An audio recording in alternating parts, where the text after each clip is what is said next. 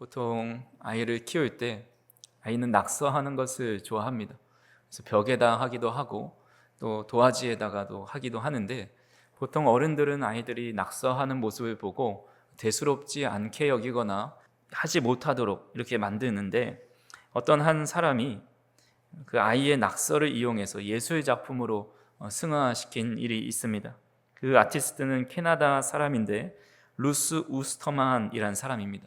그녀에게는 2살 난 딸아이 이브라는 딸이 있었는데, 종이에 하루는 그림을 그려가지고 오는 겁니다. 어떤 그림을 그렸느냐 하면 바로 이런 그림을 그렸습니다. 2살 아이가 그릴 만한 그림이죠. 엄마는 당황하지 않고 물어봤습니다.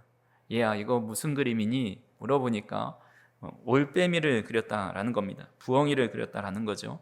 그래서 엄마는 그 낙서 위에 채색을 해서 부엉이를 만들어 주었습니다. 또 딸이 그림을 가져옵니다. 역시 낙서와 같아 보입니다. 성도님들은 이 그림이 어떤 그림 같아 보이십니까?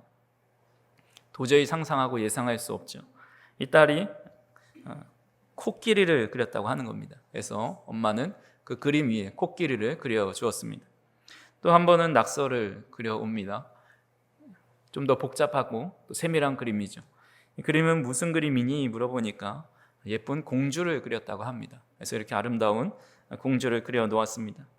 아이가 떠올렸던 형상을 엄마는 그 낙서 위에 실체화 시켰고 멋진 작품으로 완성시켰습니다.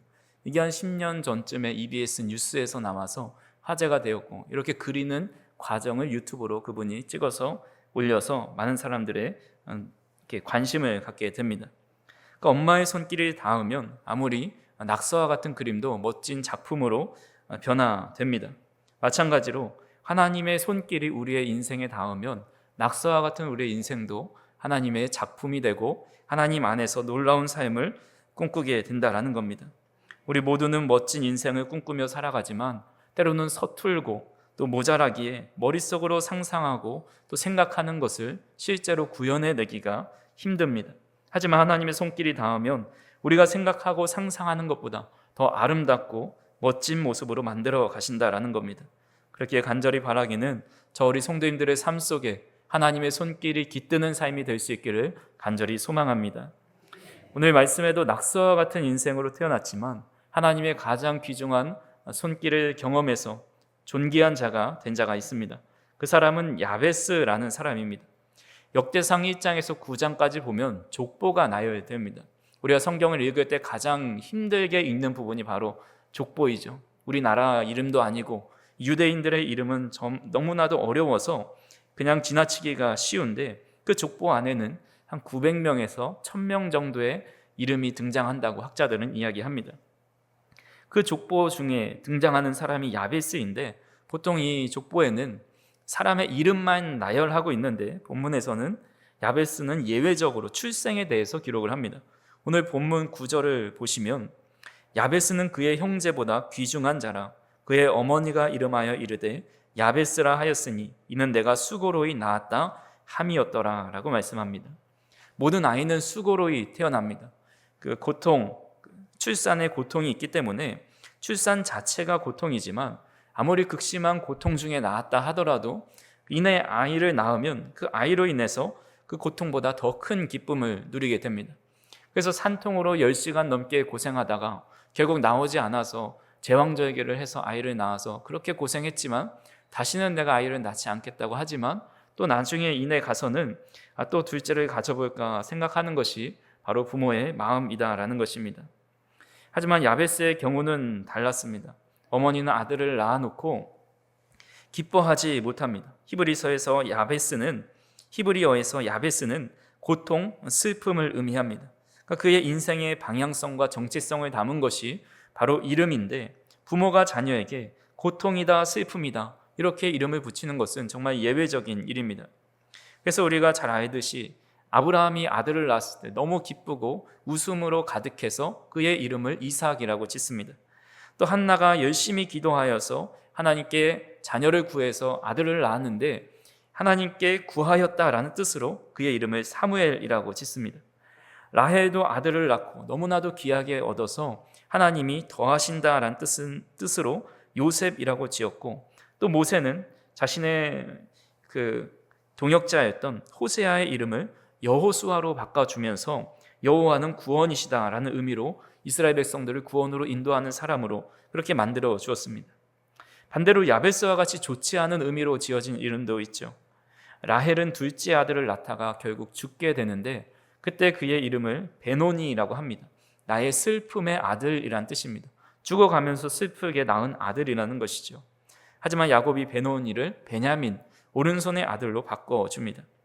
또 엘리의 집안이 완전히 망하게 돼서 두 아들 홈리와 비느하스가 한날에 죽게 되고 그 소식을 들은 엘리가 뒤로 고꾸라져서 죽게 됩니다. 그때 비느하스의 아내가 아들을 낳았는데 그의 이름을 이가봇이라고 짓습니다. 여호와의 영광이 떠났다라는 의미입니다.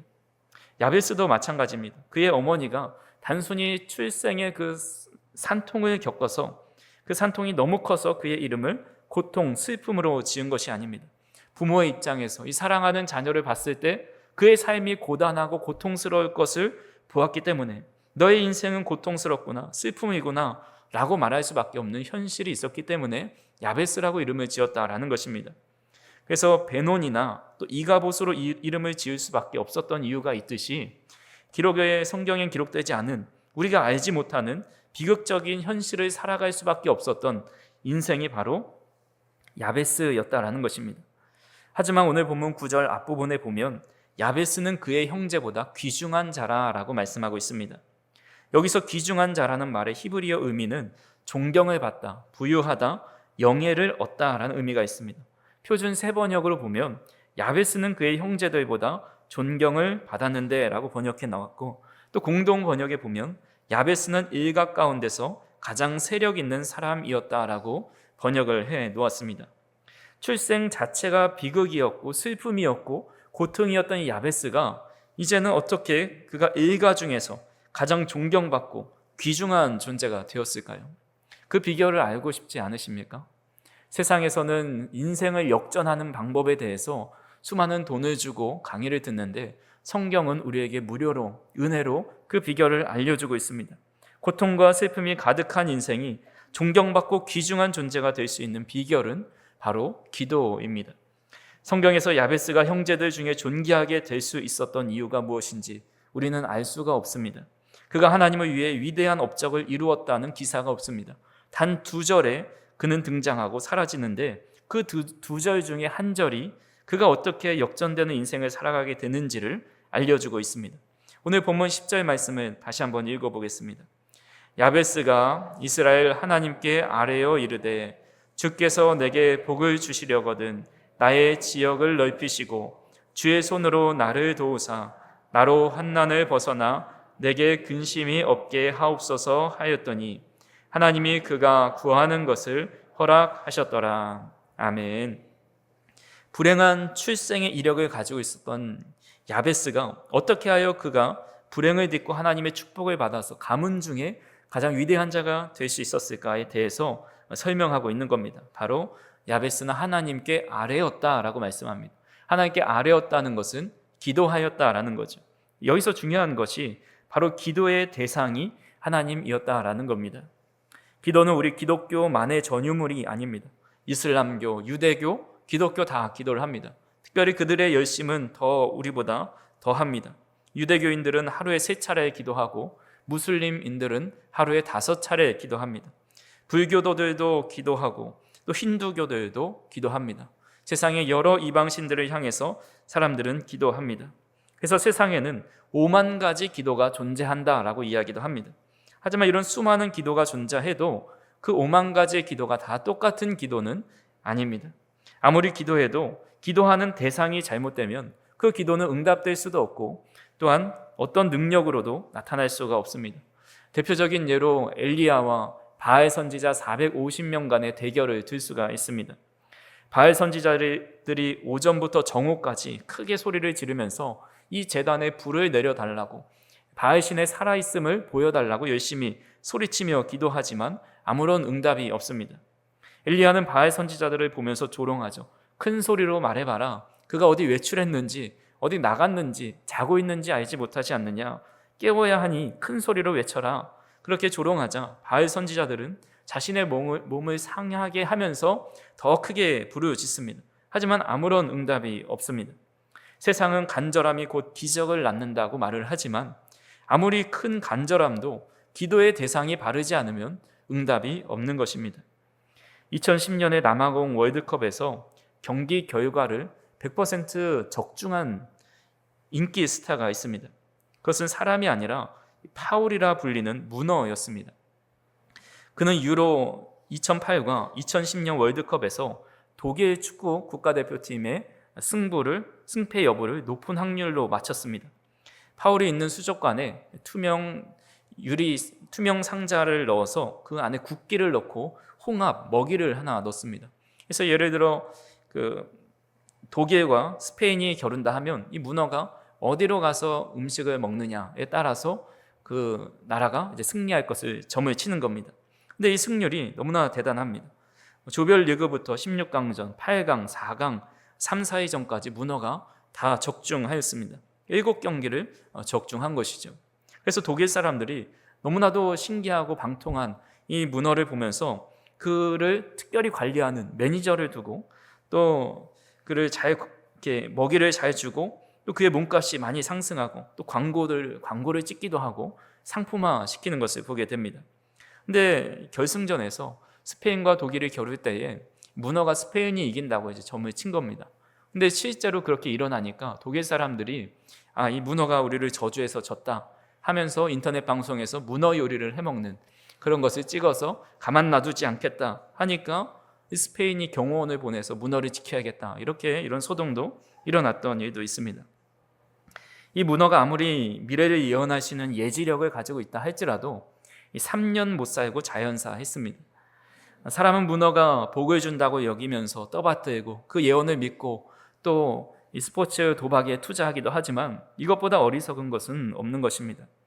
아무리 간절하게 바라고 기도해도 복을 줄 능력이 없고 또 구원을 해줄 능력이 없다면 아무런 소용이 없고 이것보다 어리석은 것이 없다라는 겁니다. 반면에 야베스는 자신의 연약함, 슬픔과 고통을 누구에게 아뢰야 하고 누구에게 응답받을 수 있는지를 분명히 알았습니다.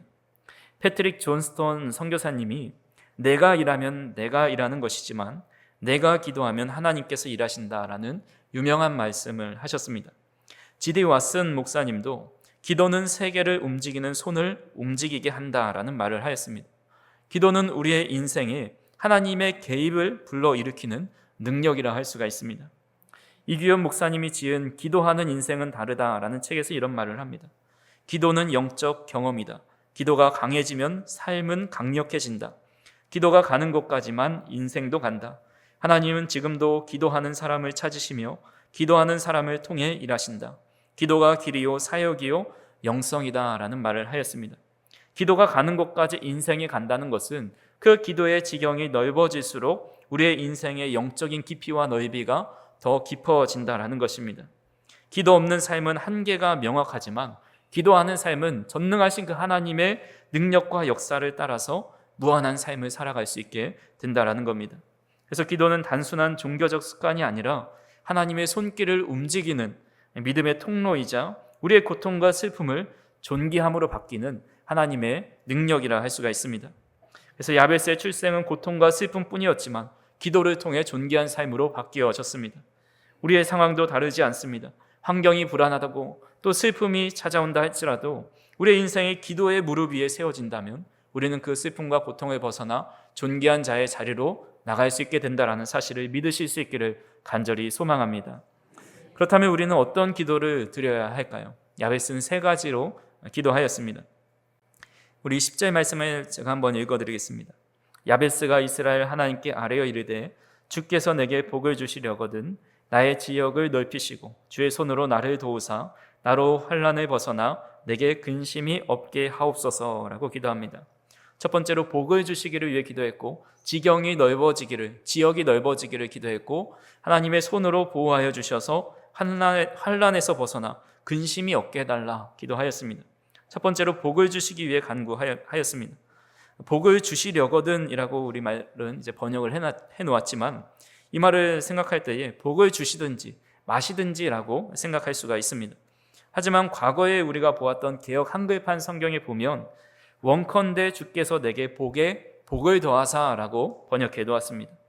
원컨대라는 표현은 단순한 바람을 넘어서서 진실로 참으로 강한 소망을 담고 있는 표현입니다.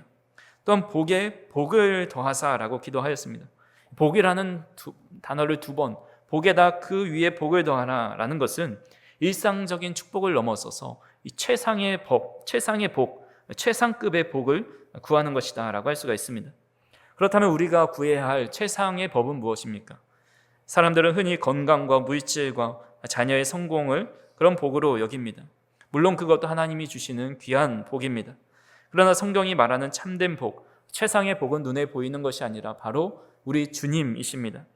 우리가 즐겨 부르는 찬송가 94장에 보면 주 예수보다 귀한 것은 없네, 이 세상 부귀와 바꿀 수 없네, 주 예수보다 더 귀한 것은 없네, 이 세상 명예와 바꿀 수 없네, 주 예수보다 더 귀한 것은 없네, 이 세상 행복과 바꿀 수 없네, 주 예수보다 더 귀한 것은 없네, 예수 밖에는 없네 라는 찬양이 있습니다. 우리는 주님 밖에는 더 귀한 것이 없다고 고백하지만 세상 부귀를 구하고 명예를 구하고 세상의 행복을 구할 때가 많이 있습니다.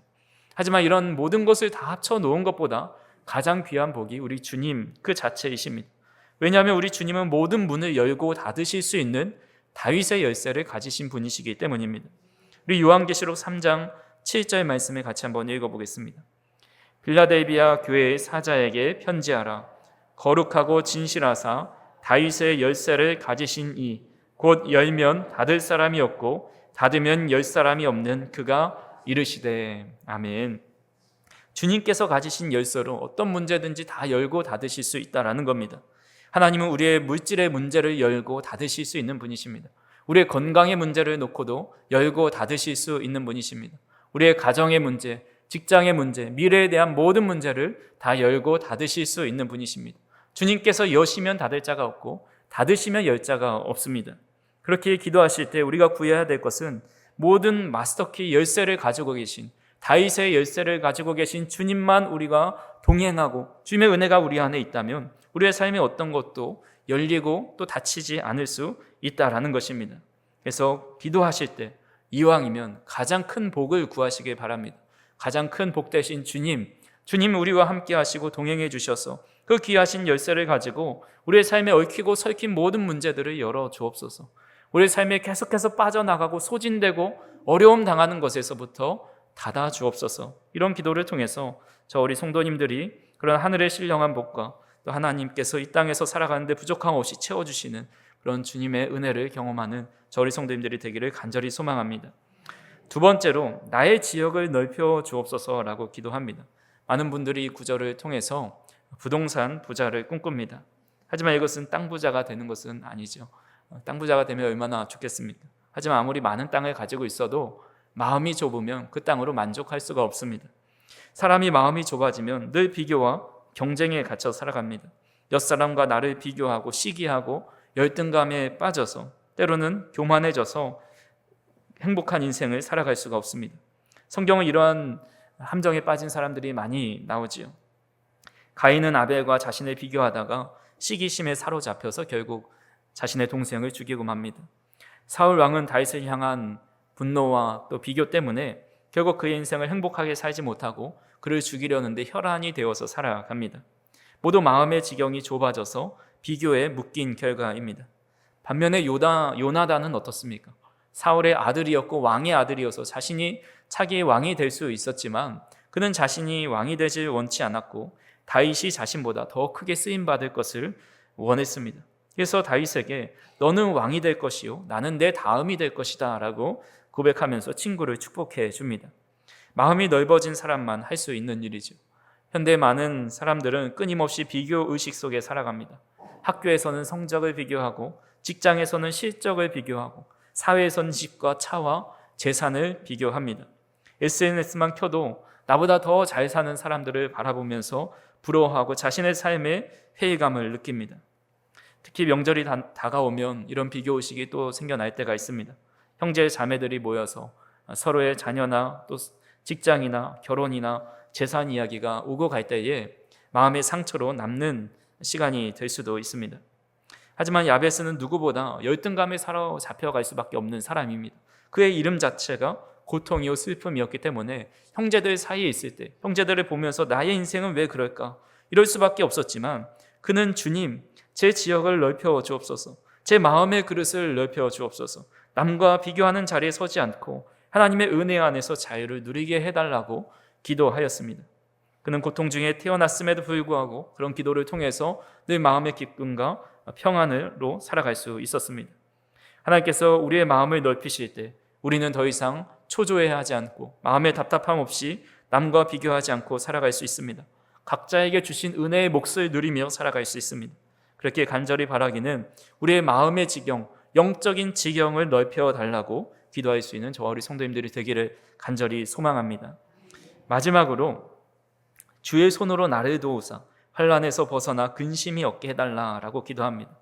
성경에서 하나님의 손은 강한 능력을 나타냅니다. 하나님의 강한 오른손으로 이스라엘 백성들을 출애굽시키셨고 다니엘이 사자굴에 빠져 있을 때에 사자의 입을 막으셨습니다. 느헤미야가 고향을 향해 돌아가고 싶었을 때 왕 앞에서 은혜를 입게 된 것이 내 하나님의 선한 손이 나를 도우셨다라고 고백하고 있습니다. 하나님의 손은 곧 하나님의 능력과 보호와 인도하심을 의미합니다. 우리가 잘 알고 있는 해밍웨이의 작품 노인과 바다라는 소설을 보면 주인공 산티아고는 84일 동안 한 마리의 물고기도 잡지 못합니다. 그러다 마침내 거대한 청새치를 잡습니다. 자신이 탄 배 크기만큼의 엄청나게 큰 청새치였습니다. 한 3, 4일을 고군분투하면서 결국은 잡게 됩니다. 그렇게 씨름 가운데 낮과 밤을 혈투하면서 싸우면서 그것을 얻었을 때에 얼마나 큰 기쁨이 있었겠습니까? 그래서 배 뒤에 매달아 놓고 이제 다시 귀향하고 있습니다. 근데 귀향하는데 이 고기의 피 냄새를 맡은 상어떼가 와서 그 고기를 뜯어 먹는 겁니다. 돌아가는 길에도 상어와 사투를 벌이지만 항구에 도착했을 때는 앙상한 뼈밖에 남지 않았습니다. 그래서 산티아고는 결국 아무것도 남지 않았다라는 이야기가 있습니다. 이것이 바로 우리의 인생이라는 거죠. 아무리 애쓰고 수고해도 이 상어떼와 같은 환난이 달려들면 다 잃어버릴 수밖에 없는 겁니다. 하나님께서 인도하시고 지켜주시지 않으면 이 환난과 근심에서 벗어날 수가 없는 것입니다. 야베스에게 가장 큰 환난과 근심은 바로 그의 출생 자체였습니다. 오늘 본문 9절에 보시면 그의 어머니가 이르되 내가 수고로이 낳았다라고 하는데 여기서 수고라는 말을 히브리어로 야차브라고 합니다. 고통과 슬픔과 수고라는 뜻입니다. 10절에 가서 보니까 나로 환난을 벗어나 근심이 없게 하옵소서. 여기서 근심도 동일한 단어인 야차브를 사용했습니다. 그러니까 근심이 없게 해달라. 이것은 단순히 세상적인 여러 근심들, 걱정이 또 형편이 줄어들기를 원하는 것이 아닙니다. 자신의 존재 자체를 바꿔주시고 구원해 달라는 기도를 하는 것입니다.